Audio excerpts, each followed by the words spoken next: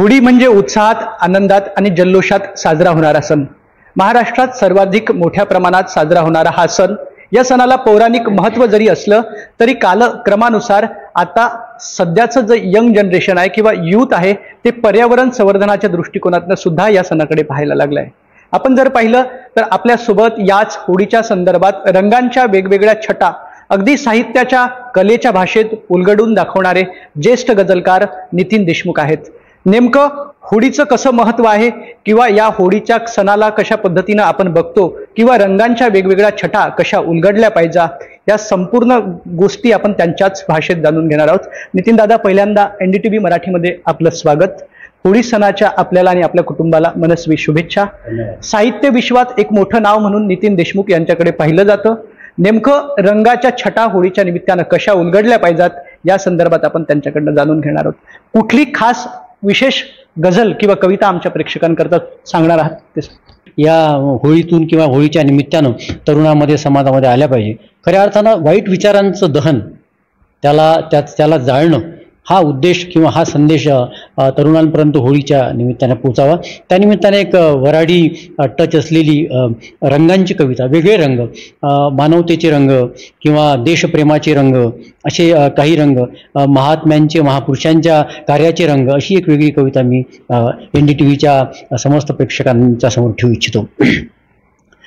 पायथ्याचा लावू का कळसाचा लावू, पायथ्याचा लावू का कळसाचा लावू, का पळसाचा लावू काय म्हणता, सांग रंग लावू, रंग लावू, रंग लावू कोणता, सांग रंग लावू, रंग लावू, रंग लावू कोणता, रंग रंगाचा सोडून द्या रे दंगा, रंग रंगाचा सोडून द्या रे दंगा, काळजा काळजात पेरा रे पेरा तिरंगा, काळजा काळजात पेरा रे पेरा तिरंगा, निळाही असू द्या, हिरवाही असू द्या, निळाही असू द्या, हिरवाही असू द्या, भगवात भगवा काय म्हणता, सांग रंग लावू, रंग लावू, रंग लावू कोणता, सांग रंग लावू, रंग लावू, रंग लावू कोणता, कुठल्या जातीचा पातीचा रंगा बिंगाचा, कुठल्या जातीचा पातीचा रंगा बिंगाचा, रंग लावा रे भगत सिंगाचा,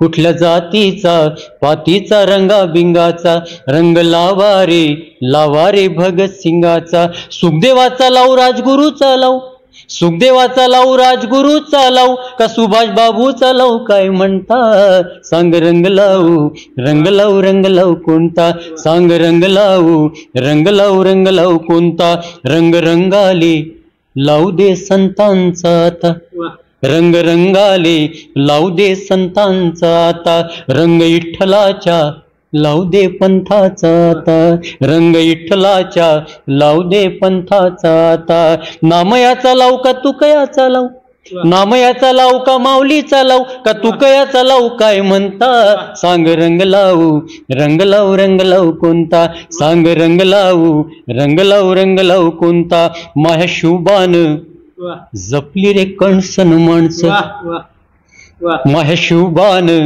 जपली रे कणसन माणसं, त्याच्या रंगाचा राजा तू कुठून आणत, माह्या शुभान जपली रे कणसन माणसं, त्याच्या रंगाचा राजा तू कुठून आणत, कणसाचा लावू का फणसाचा लावू, पुन्हा ऑप्शन आहे, कणसाचा लावू की फणसाचा लावू, कणसाचा लावू का फणसाचा लावू, का माणसाचा लावू काय म्हणता, सांग रंग लावू, रंग लावू, रंग लावू कोणता, सांग रंग लावू, रंग लावू, रंग लावू कोणता, रंग मिरेच्या विषाच्या पेल्याचा लावा, रंग मिरेच्या विषाच्या पेल्याचा लावा, रंग कबीराच्या दोह्याचा लावा, रंग मिरेच्या विषाच्या पेल्याचा लावा, रंग कबीराच्या शेल्याचा लावा, रहिमाचा लावू का रामाचा लावू, पुन्हा ऑप्शन आहे, रहिमाचा लावू का रामाचा लावू,